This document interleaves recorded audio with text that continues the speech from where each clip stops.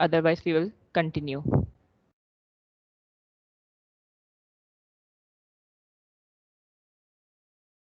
नहीं, rule number 52, resistance हमारे पास बराबर होगी इनवर्स टू कंडक्टेंस, और कंडक्टेंस हमारे पास बराबर होती है के ए अपॉन एल के।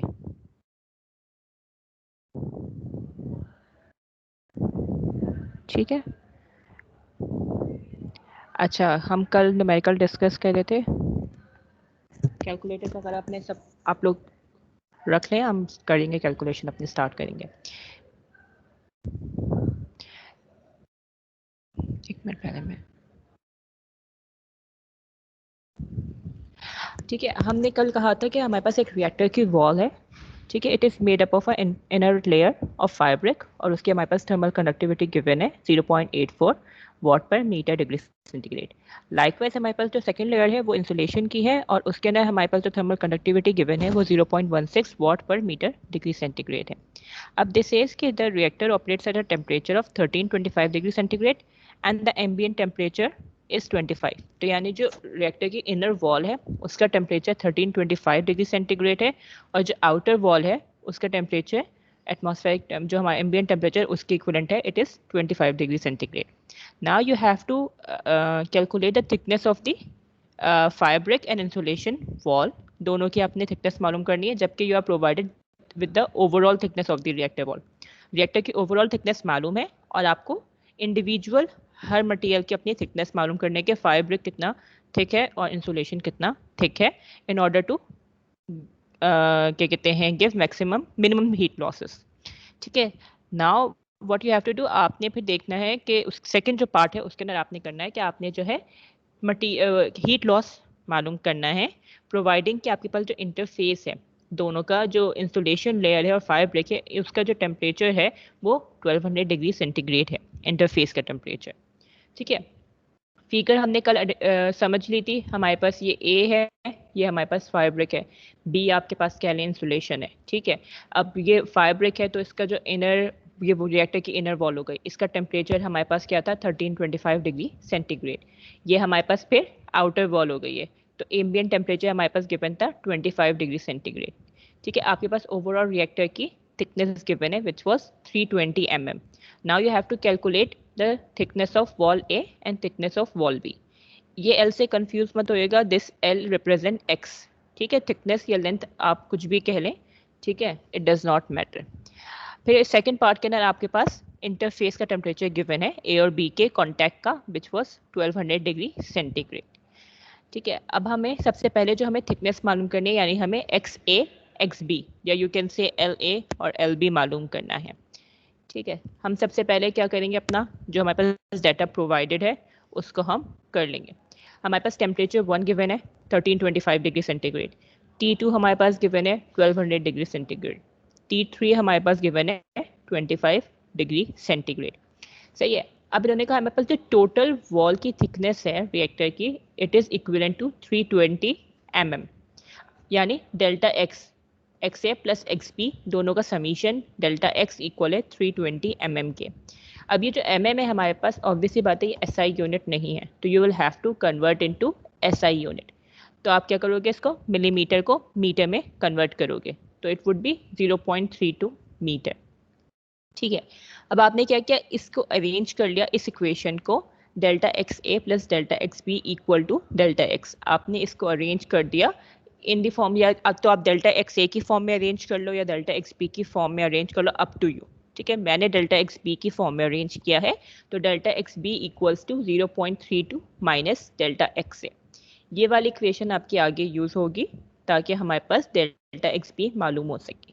ठीक है, तो आप इसको वो क्या कहते हैं, इक्वेशन ए कर लो, इक्वेशन बी कर लो। ठीक है, अब आपके पास थर्मल कंडक्टिविटीज गिवन है वॉल ए की और वॉल बी की।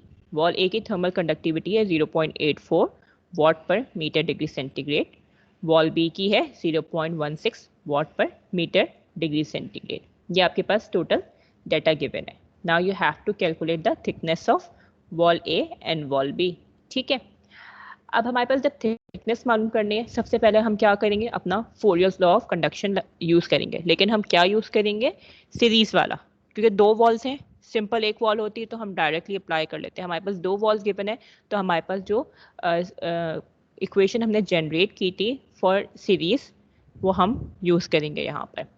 ठीक है, हमने कहा Q equals Q divide by A, यानी heat loss per square feet या per unit area equals to heat flux यानी Q equals to T1 minus T3 initial minus final divide by XA upon KA plus XB upon KB। या फिर आप individually हर wall का भी कर सकते हो। ये तो आपने टोटल आपके पास सीरीज में जो हमारे पास हीट लॉसेस थे पर स्क्वायर फुट या पर यूनिट एरिया, ये आपने कर ली थी इक्वेशन जनरेट।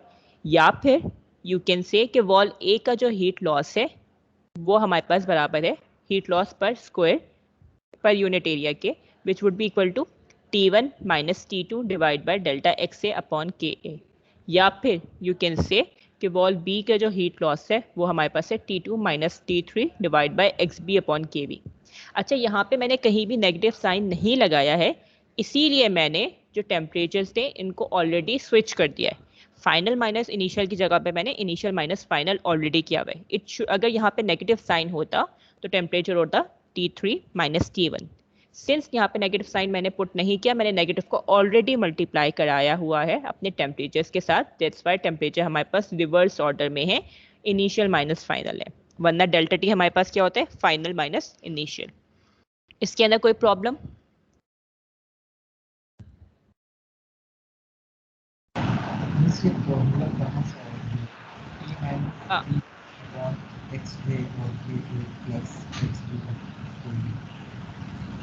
ये वाला फॉर्मूला, ये जो थिकनेस ऑफ फैब्रिक इंसुलेशन वाला, ये वाले फॉर्मूले के पास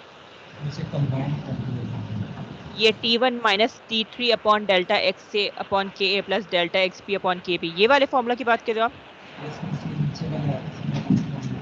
बिल्कुल, ये हमने कल वाली क्लास थी, कल वाली क्लास के अंदर नहीं, कल वाली क्लास के अंदर तो हमने न्यूमेरिकल किया था, उससे पिछली क्लास के अंदर हमने ये वाला फॉर्मूला ड्राइव किया था। Let me show you the formula. मैं एक मिनट साइट खोल लूँ।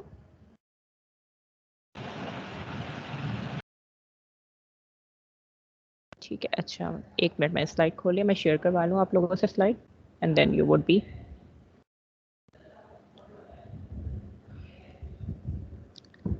ठीक है, हमने ये वाली डेरिवेशन की थी वॉल वाली। सीरीज में हमारे पास वॉल है, इसके अंदर 3 वॉल्स थी। ठीक है, तो हमारे पास जो फॉर्मूला फाइनल आया था उसके अंदर क्या था, हमारे पास initial temperature minus final temperature divide by XA upon K1A XB upon K2A plus XC upon K3A। अगर आप इनमें से A कॉमन ले लोगे और यहाँ पे A हमारे पास 1 अपॉन A था, तो यहाँ पे क्या के यहाँ पे मतलब मल्टीप्लाई हो रहा था, तो it would B dividing over here. ठीक है, सिंपल मैथ्स है। आपने A कॉमन ले लिया और A को आपने राइट हैंड साइड पे मूव करवा दिया, तो Q upon A would be equal to initial temperature minus final temperature divide by the conductance of the wall या रेजिस्टेंस ऑफ द वॉल। ठीक है, तो ये फॉर्मूला हमने ड्राइव किया था, इसके अंदर कोई प्रॉब्लम है? ठीक है, अब यहाँ पे सिंस 3 वॉल थी तो हमारे पास फैक्टर्स ऐड हो रहे थे डिनोमिनेटर के अंदर। ठीक है, अब जैसे जैसे नंबर ऑफ वॉल्स इंक्रीज होती जाएंगी वैसे वैसे हमारे पास फैक्टर्स ऐड होते जाएंगे। अब हमारे पास जो हम न्यूमेरिकल सॉल्व कर रहे हैं इसके अंदर हमारे पास सिर्फ 2 वॉल्स हैं, तो यहाँ पे कितने फैक्टर्स होंगे, 2 फैक्टर्स होंगे, एक A और एक B।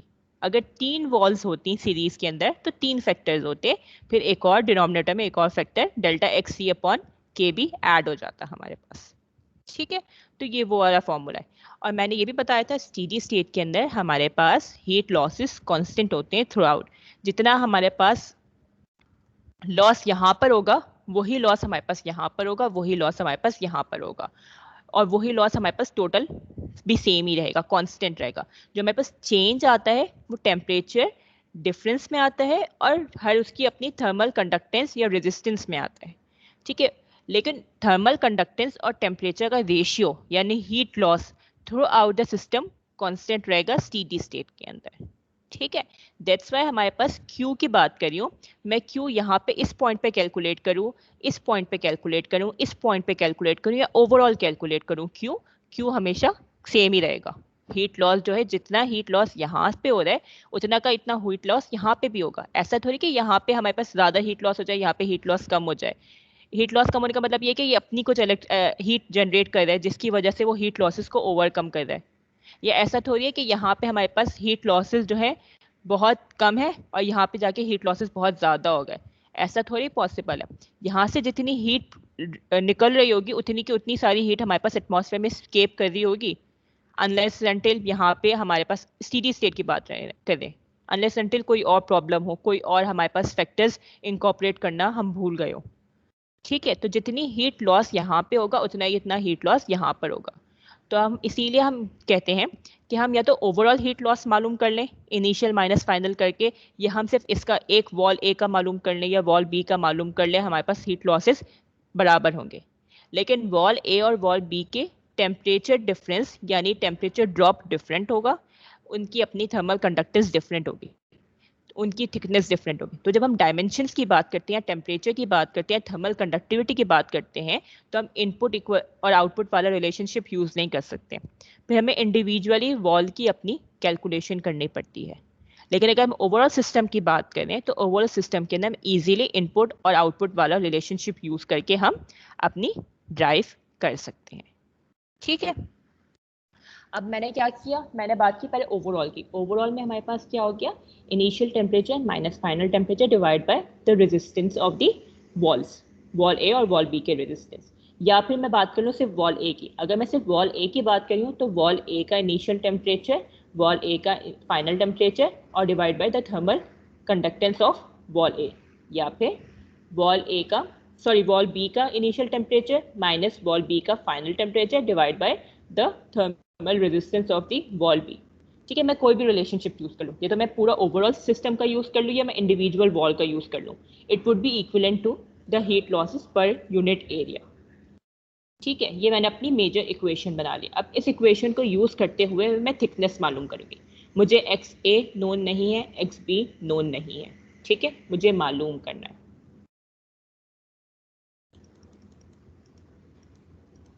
ठीक है, अब मैंने क्या कहा, मैंने कोई भी लेट्स से जो ना आप जो ना आप कोई भी इसमें से जो ना इक्वेशन उठा लो। ठीक है, आप ये वाली उठा लो और ये वाली उठा लो, या आप ये दोनों उठा लो, आप कोई भी इक्वेशन उठा लो, इट डज नॉट मैटर। ठीक है, सिंस हमारे पास हम अवॉइड करना चाहते, मतलब कोई भी उठा लो आप, it will not be a problem for you. मैंने फर्स्ट टू क्वांटिटीज उठा ली, मैंने ओवरऑल सिस्टम की इक्वेशन उठा ली और मैंने वॉल ए की इक्वेशन उठा ली। सही है, T1 minus T3 upon the thermal resistance of wall A and the thermal resistance of the wall B equals to T1 minus T2 divided by the thermal resistance of wall A। ये वाली मैंने equation relationship यहाँ से extract किया है। ठीक है, यहाँ से मैंने, क्योंकि सिंस ये सारी क्वांटिटीज इक्विवेलेंट है, एक दूसरे के इक्वल है, तो मैं ये भी कह सकती हूँ कि Q is directly related to T2 minus T3 upon XP upon KB। सही सही है, या फिर मैं कह सकती हूँ ये वाली क्वांटिटी है हमारे पास इस क्वांटिटी के इक्वल है, ये वाली क्वांटिटी आपस में सारी इक्विवेलेंट है ना, एक दूसरे के इक्वल। तो मैंने फर्स्ट टू क्वांटिटीज को उठा के अपनी सॉल्व करना शुरू किया। ठीक है, मैंने अब क्या किया, ये मेरे पास एक इक्वेशन आ गई। अब मुझे ना एक्स ए नोन है ना मुझे एक्स बी नोन है। ठीक है, लेकिन मुझे टोटल लेंथ नोन है अपनी कि 320 मेरे पास टोटल रिएक्टर की लेंथ है। मैंने ये वाली इक्वेशन बनाई थी उस रिएक्टर की लेंथ से कि delta X B equals to 0.32 minus delta X A. ठीक है, ये टोटल लेंथ है रिएक्टर की। सही है, इन दोनों का समीशन इक्वल्स टू 320, तो डेल्टा एक्स बी क्या हो जाएगा, total minus the length of wall A या थिकनेस ऑफ वॉल ए। इस वाले रिलेशनशिप को अगर मैं अपनी इस इक्वेशन में पुट कर दूं एक्स बी की जगह पे, तो मेरे पास इस तरह की इक्वेशन बन जाएगी, जहां जहां एक्स बी है वहां वहां पे मैंने 0.32 माइनस डेल्टा एक्स से पुट कर दिया। ठीक है, कोई प्रॉब्लम इसके अंदर?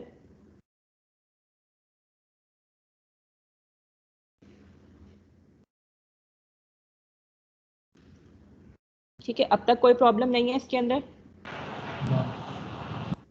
ठीक है, अब आप लोगों ने क्या करना है, अब आप लोग इसको सॉल्व करो।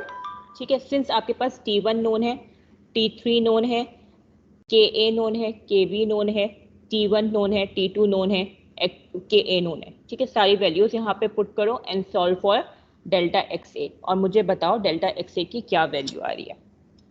मुझे मिलीमीटर में भी आंसर बताओ और मुझे मीटर में भी आंसर बताओ।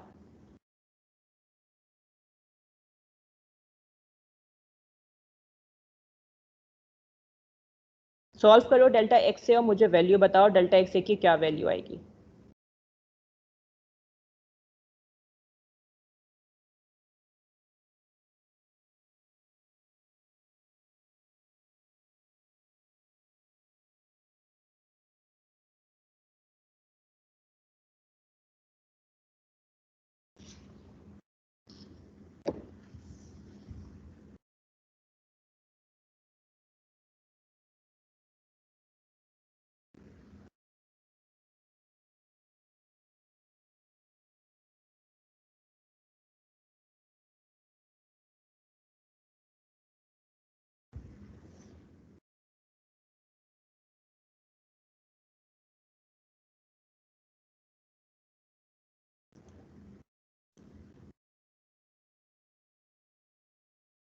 क्या हुआ रोल नंबर 2, कुछ समझ नहीं आया, क्या प्रॉब्लम हो रही है?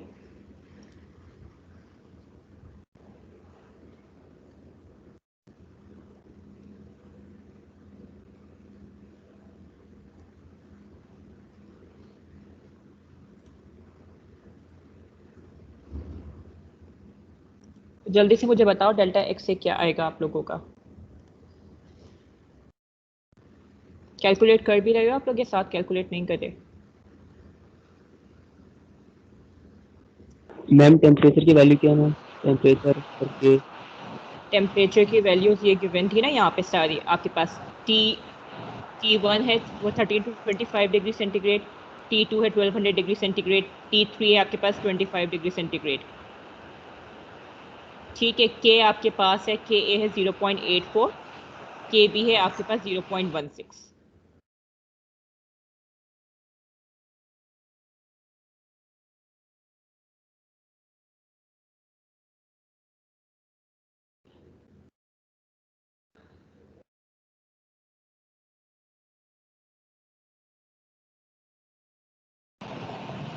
रोल नंबर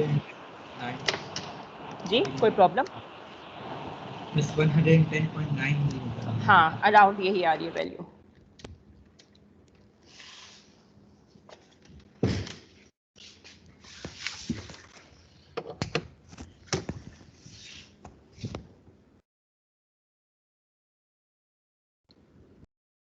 ठीक है, मेरी इस तरह की कुछ वैल्यू आ रही थी 0.1146 मीटर, इसको मैंने चेंज कर दिया इनटू मिलीमीटर 114.6 मिलीमीटर, सॉरी। ठीक है, अब it's up to you if you want to change the unit और नॉट, क्योंकि मीटर हमारे पास SI यूनिट है तो you can keep it in metre as well. ठीक है, आई होप आप लोगों का भी करस्पॉन्डिंग आंसर ही आ रहा होगा।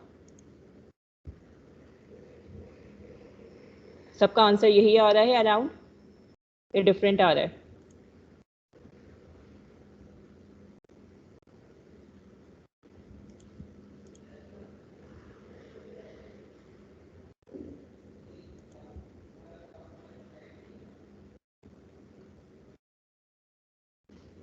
सिवाय रोल नंबर 2 के मुझे अब तक किसी ने भी आंसर नहीं बताया।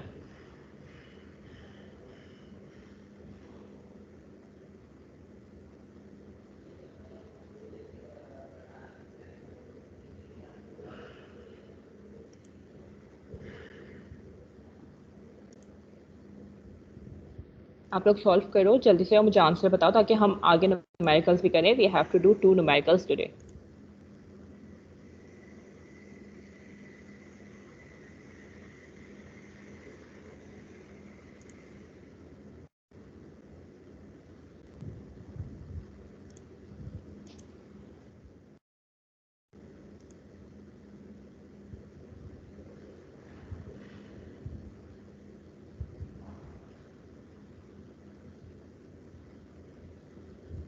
जल्दी से आंसर बताओ बेटा, टाइम नहीं है बिल्कुल भी, सिर्फ सिंपल आपने वैल्यूज पुट करके सॉल्व भी तो करना है। Why are you taking so much time?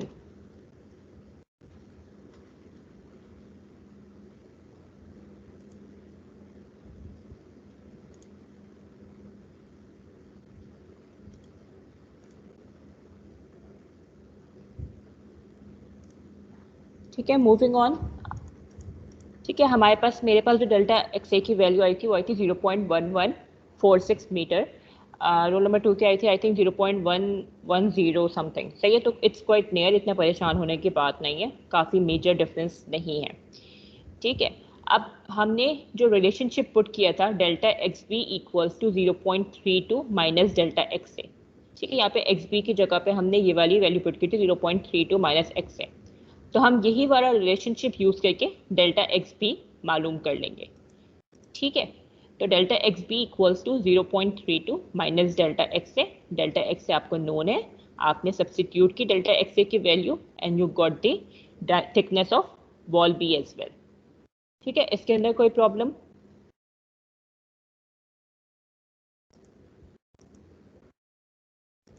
I am sure कोई प्रॉब्लम नहीं होगी, जल्दी से यहाँ तक सॉल्व करो। अब हमारे पास पार्ट ए के अंदर हमने थिकनेस मालूम करनी थी वॉल ए और वॉल बी की, हमने मालूम कर ली delta X A delta X B. X A is the thickness of wall A, X B is the thickness of wall B, ठीक है। तो पार्ट ए हमारे पास सॉल्व हो गया। Now we have to move towards part B. आप लोग करो solve जल्दी से, अपने आंसर्स क्रॉस चेक कर लो and then we will move towards part B. जब कर लो तो मुझे बताना ताकि हम पार्ट बी की तरफ मूव ऑन कर सकें।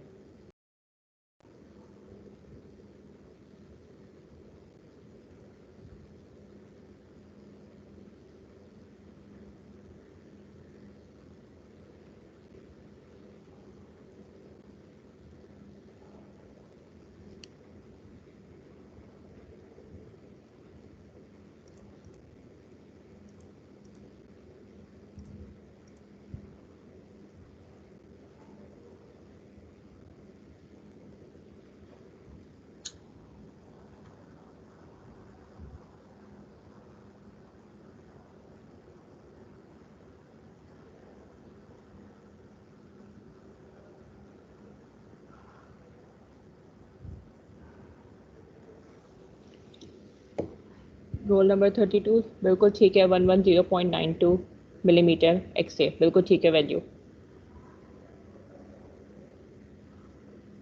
31 बिल्कुल ठीक है वैल्यू।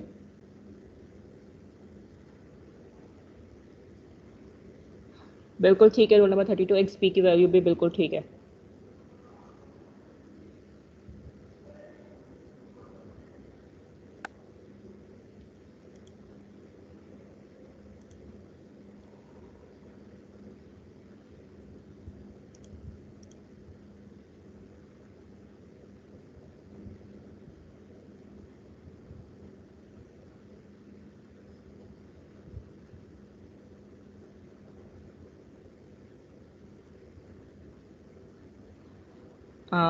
रोल नंबर 52, आर हमारे पास डायरेक्टली प्रोपोर्शनल होता है लेंथ के एंड इन्वर्सली प्रोपोर्शनल होता है एरिया के, बिल्कुल ठीक है। बिकॉज कंडक्टेंस हमारे पास डायरेक्टली प्रोपोर्शनल होती है एरिया के और इन्वर्सली प्रोपोर्शनल होती है लेंथ के ए अपॉन एल, ठीक है। और कंडक्टेंस और जो हमारे पास वो है रेजिस्टेंस है, दे आर इन्वर्सली प्रोपोर्शनल, तो इनका रिलेशनशिप भी इन्वर्स हो जाएगा ना।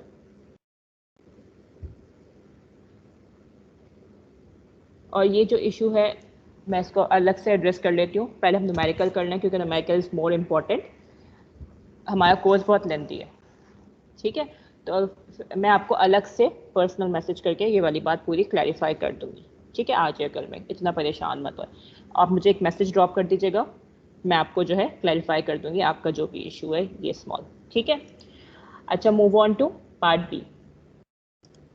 पार्ट बी के लिए हमें क्या करना है, हमें हीट लॉसेस मालूम करने हैं।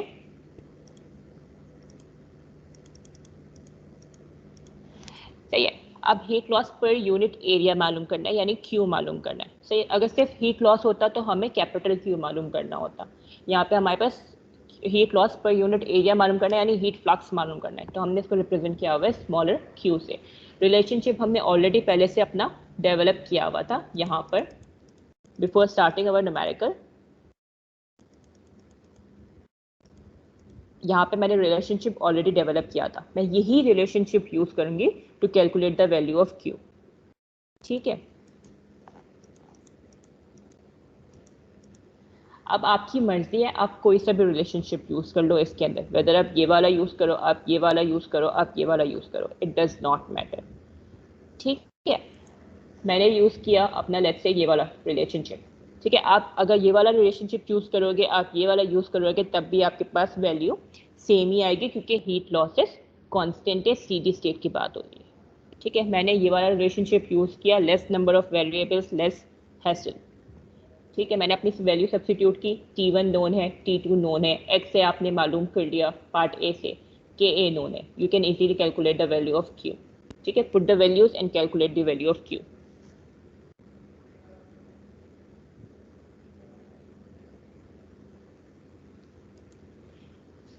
ठीक है, अराउंड आपके पास 916.23 वॉट पर मीटर स्क्वायर आपके पास वैल्यू आएगी।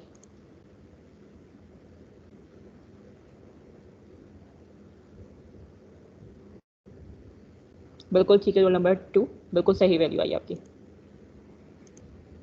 ये थोड़ा सा डिफरेंस इसकी वजह से आया क्योंकि आपकी थिकनेस और मेरी थिकनेस के अंदर थोड़ा सा डिफरेंस था, दैट्स वाई आपके पास डिफरेंस आया। डिफरेंस इतना ह्यूज नहीं है, तो there is nothing to be worried about.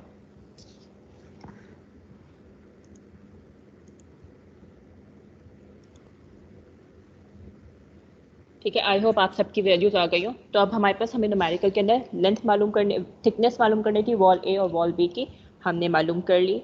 हमारे पास हीट लॉसेस मालूम करने थे, कंसीडरिंग कि हमारे पास इंटरफेस का टेम्परेचर 1200 डिग्री सेंटीग्रेड है, तो हमने इंटरफेस का टेम्परेचर 1200 डिग्री सेंटीग्रेड सब्स्टिट्यूट करके अपने हीट लॉसेस भी कैलकुलेट कर लिए।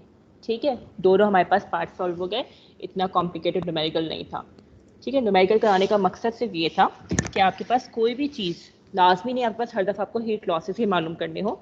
कल हमने जो किया था उसके अंदर आपको हीट लॉसेस मालूम करने थे और टेम्परेचर्स मालूम करने थे इंटरफेसेस पर।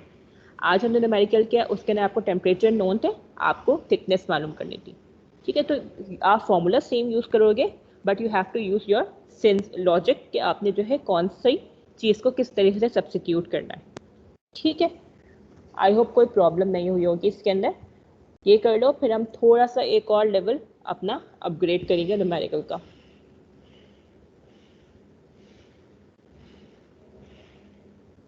यहाँ तक सब मेरे साथ हैं, सबका सॉल्व हो गया, कोई प्रॉब्लम तो नहीं, कोई कन्फ्यूजन तो नहीं? कोई कन्फ्यूजन हो तो मुझे बता दें, मैं उसका एड्रेस कर लूँ, फिर हम अगले न्यूमेरिकल की तरफ चलते हैं।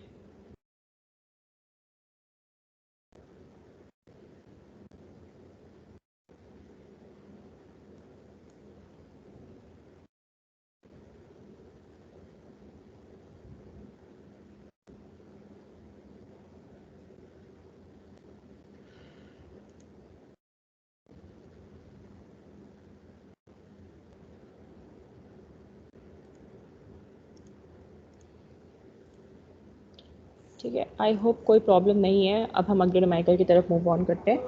ठीक है, because we do not have enough time. ठीक है, बिल्कुल। अब हमारे पास न्यूमेरिकल नंबर 4 जो है, हमारे पास ये भी हमारे पास flow of heat through a composite wall ही है। ठीक है, इसके अंदर हमारे पास क्या है, a wall of a furnace is made up of inside layer of silica brick which is 120 millimeter thick, covered with a layer of magnesite brick 240 millimeter thick. The temperatures at the inside surface of the silica brick wall and the outside surface of magnesite brick are 725 degree centigrade and 110 degree centigrade. ठीक है, एक furnace है, furnace के अंदर दो layering हुई है। एक लेयर हमारे पास सिलिका की है विच इज़ 120 मिलीमीटर थिक। जो सेकेंड लेयरिंग हुई हुई है वो मैग्नीसाइट ब्रिक की है विच इज़ 240 मिलीमीटर थिक। जो इनसाइड सरफेस है सिलिका ब्रिक यानी उसका जो टेम्परेचर है वो 725 डिग्री सेंटीग्रेड है, जबकि जो हमारे पास आउटसाइड वॉल है मैग्नीसाइट ब्रिक उसका आउटसाइड टेम्परेचर 1110 डिग्री सेंटीग्रेड है। The contact thermal resistance between the two walls at the interface is 0.035 degree centigrade per watt per unit wall area. If thermal conductivities of silica and magnesite bricks are 1.7 and 5.8 watt per meter degree centigrade, calculate the rate of heat loss per unit area of the wall and the temperature drop at the interface. अब यहाँ पे थोड़ी complication आ गई। हमारे पास thermal conductivities given है silica की and magnesite की।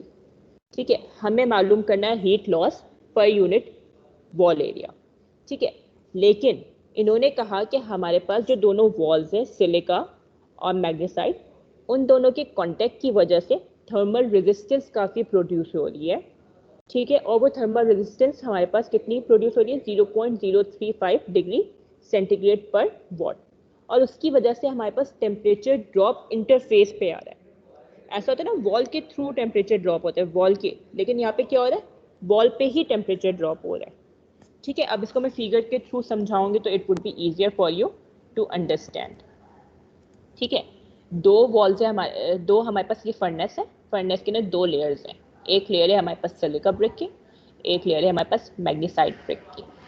ठीक है, सिलिका हमारे पास इनर लेयर है फर्नेस की, उसका टेम्परेचर है 725 डिग्री सेंटीग्रेड, जबकि हमारे पास जो मैग्नीसाइट ब्रिक है ये हमारे पास आउटर लेयर है फर्नेस की और उसका टेम्परेचर है 110 डिग्री सेंटीग्रेड।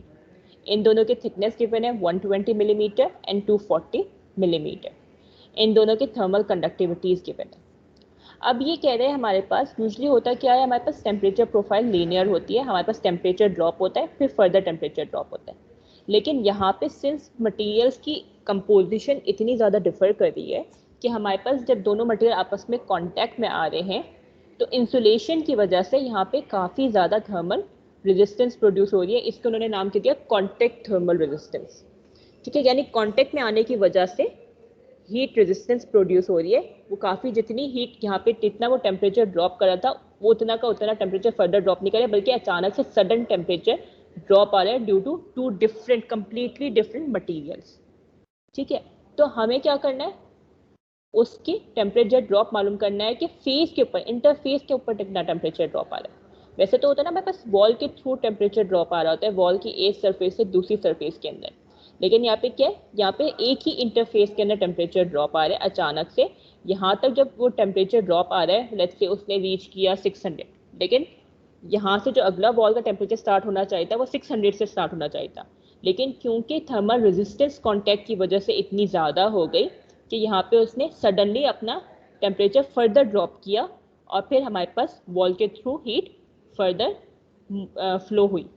ठीक है, तो आपने क्या करना है, इस टेम्परेचर ड्रॉप को मालूम करना है by using thermal contact resistance. ठीक है, the contact thermal resistance which was given as 0.035 degree centigrade. इसके अंदर कोई प्रॉब्लम, बात समझ आई मेरी? न्यूमेरिकल के अंदर पूरा न्यूमेरिकल कंप्लीटली वैसे ही होगा जैसे पिछला न्यूमेरिकल हुआ है। एक चीज़ इसके अंदर आ गई कि हमारे पास लाजमी नहीं है कि हमारे पास जो टेम्परेचर ड्रॉप है वो हमारे पास प्रोफाइल उसकी कंप्लीटली लीनियर हो। ठीक है, लीनियर तो खैर ये वाली प्रोफाइल भी है, लेकिन ऐसा नहीं है कि हमारे पास क्या कहते हैं T2 के बाद फॉरन से जो टेम्परेचर अगला ड्रॉप हो वो इस सरफेस पर हो। कभी कभार हमारे पास क्या होता है कि मटेरियल की कंपोजिशन या मटेरियल की स्पेसिफिकेशंस की वजह से या मटेरियल की थर्मल कंडक्टिविटीज़ की वजह से हमारे पास सडन टेम्परेचर ड्रॉप भी आ जाता है बिफोर हीट फ्लोइंग। ठीक है, तो उसको इन्होंने नाम दे दिया है the contact thermal resistance.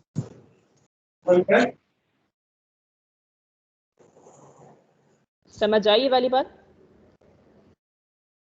Contact thermal resistance समझ आई?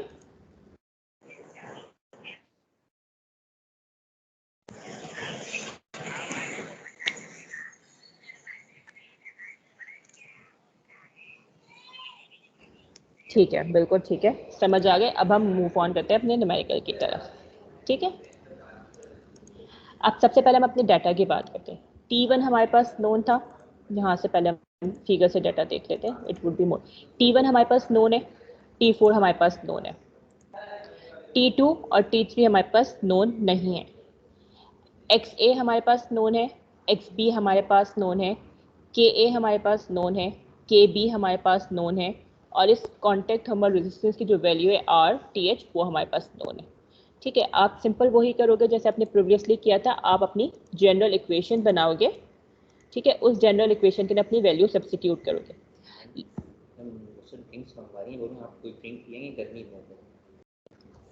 सही है, अब हमारे पास हीट लॉसेस की हमने जो है जनरल इक्वेशन बनाने हैं हमें हीट फ्लो की।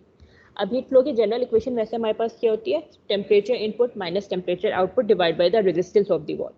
अब यहाँ पे हमारे पास वैसे देखा जाए तो हमारे पास सिर्फ दो रेजिस्टेंस है, एक वॉल ए की रेजिस्टेंस है और एक वॉल बी की रेजिस्टेंस है, या आप कह सकते हो कंडक्टेंस। ठीक है, एक वॉल ए की थर्मल कंडक्टिविटी गिवन है और वॉल बी की थर्मल कंडक्टिविटी गिवन है, लेकिन यहाँ पे एक और एडिशनल फैक्टर आ रहा है हमारे पास, द कॉन्टैक्ट थर्मल रेजिस्टेंस। तो आप क्या करोगे, इसको भी इंकॉर्पोरेट करवाओगे अपनी इक्वेशन के अंदर। ठीक है, तो आप किस तरीके से अपनी जनरल इक्वेशन बनाओगे, आप बनाओगे टोटल, आपके पास इक्वेशन क्या होती है, delta T upon summation of all the resistance we have. ठीक है, आपके पास डेल्टा टी क्या हो जाएगा, T1 माइनस T4, यानी initial temperature minus final temperature, और टोटल रेजिस्टेंस क्या हो जाएगी आपके पास, वॉल ए के रेजिस्टेंस प्लस वॉल बी के रेजिस्टेंस प्लस आपके पास resistance due to thermal contact. ठीक है, आपने क्या किया, इसको भी इंकॉर्पोरेट करवा दिया। ठीक है, या फिर आप क्या कर सकते हो, आप वॉल ए के टेम्परेचर्स और वॉल ए की थर्मल कंडक्टेंस को यूज कर सकते हो। वॉल ए का टेम्परेचर क्या हो जाएगा, T1 माइनस T2। ठीक है, और उसकी थर्मल कंडक्टेंस क्या हो जाएगी, delta X A upon K A. Likewise आप वॉल बी की भी यूज कर सकते हो, which would be T3 minus T4 divide by the conductance of wall B. ठीक है, this one is more appropriate to use, क्योंकि इसके अंदर आप रेजिस्टेंस यूज कर रहे हो, आप जो है अपनी जितने भी आपके पास नोन वेरिएबल्स हैं, नोन पैरामीटर्स हैं, आप उन सबको इंकॉर्पोरेट कर रहे हो। ठीक है, तो हम ये वाली इक्वेशन को यूज करेंगे, Q equals to T1 minus T4 upon the thermal conductance of wall A, the resistance of wall B and the thermal conductance of wall B, sorry, the resistance of wall A and B and the thermal conductance of wall B। ठीक है, कोई problem इसके अंदर, equation कैसे formulate हुई समझ आ गई। जितनी भी आपके पास रेजिस्टेंस होगी वॉल के दरमियान, आप उन सब रेजिस्टेंस का समीशन ले लोगे। अब वेदर वो वॉल के रेजिस्टेंस है, वेदर वो कॉन्टैक्ट की वजह से रेजिस्टेंस आ रही है, वेदर वो किसी और वजह से रेजिस्टेंस आ रही है, आप वो सारी चीज़ों का एड अप कर लोगे। ठीक है, यहाँ पे हमारे पास 3 तरह की रेजिस्टेंस थी, एक तो मटीरियल वॉल ए की रेजिस्टेंस थी, एक थर्मल कॉन्टैक्ट की वजह से रेजिस्टेंस प्रोड्यूस हो रही थी, और एक हमारे पास वॉल बी की अपनी रेजिस्टेंस थी। ठीक है, तो आपने क्या किया, उन सब का समीशन लेके अपनी जनरल इक्वेशन बना ली। ये स्टेडी स्टेट की फर्दर थोड़ी सी एडवांस फॉर्म है, जिस तरह हम जो है अपने तमाम लॉसेस को जो है इंकॉर्पोरेट करने की कोशिश करते हैं। कल किसी ने मुझसे पूछा था ना कि हम स्टेडी स्टेट प्रैक्टिकल है या नहीं है, तो हम क्या करते हैं, आहिस्ता आहिस्ता अपनी इक्वेशन को या आहिस्ता आहिस्ता अपनी प्रॉब्लम को कॉम्प्लिकेट करते हैं। पहले से ही कॉम्प्लिकेट कर लेंगे तो it would be difficult for us to solve. ठीक है, आहिस्ता आहिस्ता ग्रेजुअली हम अपने सारे फैक्टर्स को इंकॉर्पोरेट करते हैं। ठीक है, यहाँ पे हमने जब कैलकुलेशन की होगी इनिशियली इसके अंदर, तो हमें पता चला होगा कि हमारी कैलकुलेशन है वो हमारे पास जो हमारे पास रियल डाटा है उससे मैच नहीं करिए, उससे करस्पॉन्ड नहीं करिए हमारे पास। फिर we got to know about कि हमारे पास थर्मल रेजिस्टेंस प्रोड्यूस हो रही है ड्यू टू कॉन्टैक्ट। ठीक है, फिर हमने उसको इंकॉर्पोरेट किया अपने प्रॉब्लम के अंदर, और फिर हमने अपनी इक्वेशन के अंदर इंकॉर्पोरेट किया। तो इस तरीके से हम आहिस्ता आहिस्ता अपनी प्रॉब्लम को सॉल्व करते हैं, और उसको हम क्रॉस चेक करते रहते हैं अपनी क्या कहते हैं एक्सपेरिमेंटल डाटा से। ठीक है, कोई प्रॉब्लम इसके अंदर। ठीक है, अब now you know the equation हमने फॉर्मुलेट कर ली है। अब आप इसके अंदर वैल्यू सब्स्टिट्यूट करो, आपको T1 की वैल्यू भी गिवन है, आपको T4 की वैल्यू भी गिवन है, आपको XA भी नोन है, KA भी नोन है, RTH भी नोन है, XB और KB भी नोन है, ये सारी वैल्यूज नोन है। Please find out the heat loss per unit area of the wall and tell me the value. 532, अच्छा let me check, I do not remember the value. बिल्कुल ठीक है, 5324.67 watt per metre square. Nice roll number 2, आप बहुत अच्छे, बहुत efficiently calculation करते हो, I appreciate that. I hope बाकी सबकी भी वैल्यू समहाउ सेम ही आ रही हो। ठीक है, इसके अंदर कोई प्रॉब्लम।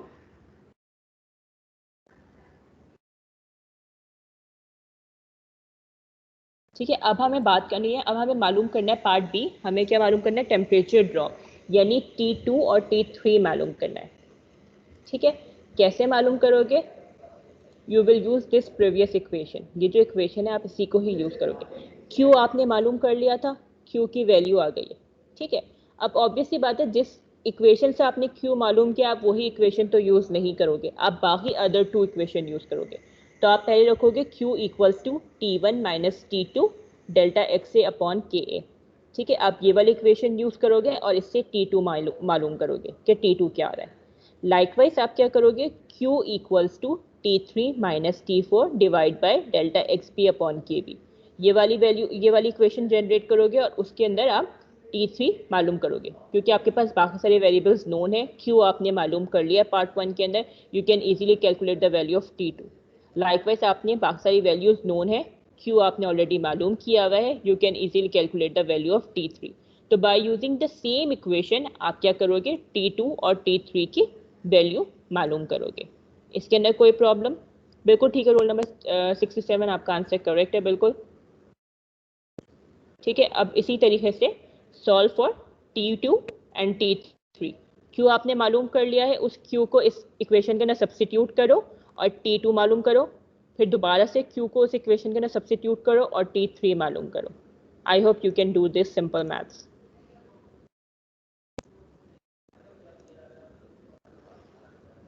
ठीक है, इस तरीके से ये आपकी जनरल इक्वेशन थी, सही है। मैंने इस जनरल इक्वेशन से एक्सट्रैक्ट की अपनी पहली वाली equation Q equals to T1 minus T2 upon delta X से के ए, और इसके अंदर वैल्यू सब्स्टिट्यूट करके T2 मालूम कर लिया। Do the same for T3 as well, Q equals to T3 minus T4 upon delta X B upon K B. ठीक है, वैल्यू सब्स्टिट्यूट करो और T3 मालूम करो, और फिर मुझे बताओ टेम्परेचर डिफरेंस कितना आ रहा है।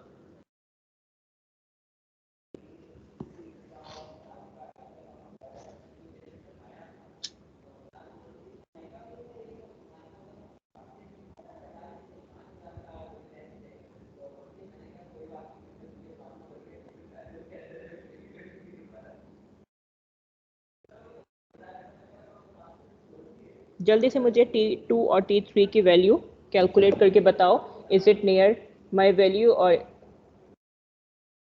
Is it different.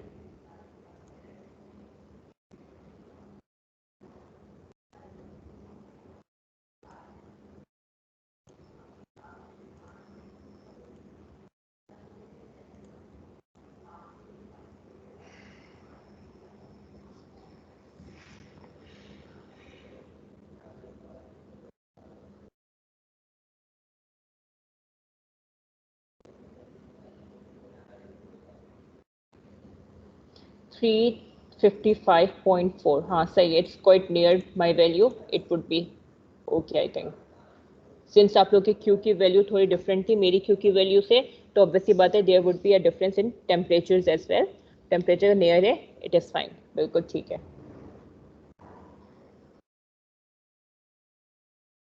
T3 आपके पास आ रहा है 330। Role number 2, is it T3 और इट इज T2? हाँ T2।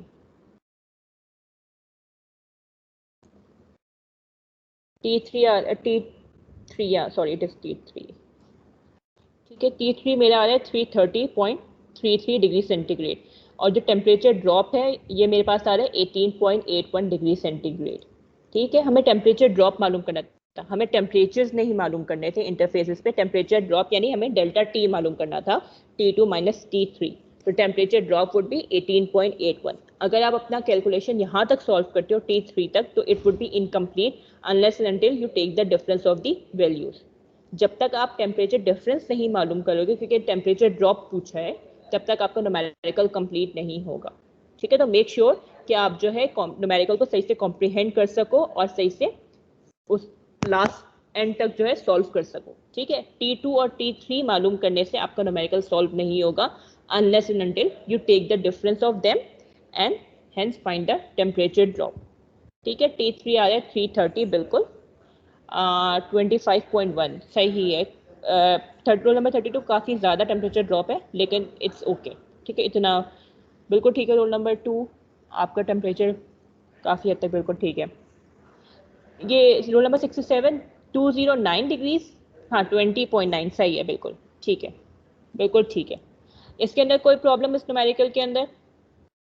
ठीक है, अब आपका टेम्परेचर ड्रॉप मालूम करना था, T2 आपने मालूम किया, T3 आपने मालूम किया, and then you took the difference of these two value in order to find the temperature drop. कितना टेम्परेचर ड्रॉप हो रहा है। टेम्परेचर ड्रॉप मेरा जो हो रहा था वो अराउंड 18 डिग्रीज हो रहा था, आप लोग का भी अराउंड 18 19 डिग्रीज 20 डिग्रीज हो रहा है, तो इट इज एक्सेप्टेबल। ठीक है, तो हेंस आपका पार्ट ए यानी आपने जो है हीट फ्लो मालूम कर लिया, और पार्ट बी आपने टेम्परेचर ड्रॉप मालूम कर लिया इंटरफेसेस का। आई होप आज की न्यूमेरिकल्स के अंदर कोई प्रॉब्लम नहीं हुई होगी आप लोगों को। हमने हर तरह के न्यूमेरिकल सॉल्व करने की कोशिश की है लास्ट 2 क्लासेस के अंदर। हमने जनरल इक्वेशन से अगर हमें लेंथ थिकनेस मालूम करनी है वॉल की, इंडिविजुअल वॉल्स की, हम वो भी मालूम कर सकते हैं।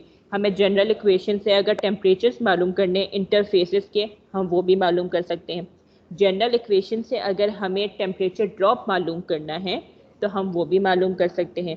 जनरल इक्वेशन से अगर हमें हीट फ्लो मालूम करना है हम वो भी कर सकते हैं, और जनरल इक्वेशन से अगर हमें हीट फ्लक्स मालूम करना है तो हम वो भी मालूम कर सकते हैं। ठीक है, तो ये हमारे पास क्या है, सारी एप्लीकेशन है फोरियर्स लॉ की and heat flow through a composite wall. ठीक है, इसके अंदर आज कोई प्रॉब्लम है तो please ask me a question. अगर कोई प्रॉब्लम नहीं है तो फिर जो है हम अपनी मंडे से ट्यूसडे से कंटिन्यू करेंगे। ट्यूसडे से हमारी थोड़ी और हम फर्दर उसको जो है एडवांस करेंगे, हम फर्दर ज्योमेट्री की तरफ जाएंगे। ये तो सिंपल वॉल थी, तो हमारे पास कैलकुलेशन कैसे हो रही थी, अगर वॉल ना हो, लेट्स से स्फीयर हो या सिलेंड्रल हो, कि पाइप में भी लॉसेस होते हैं।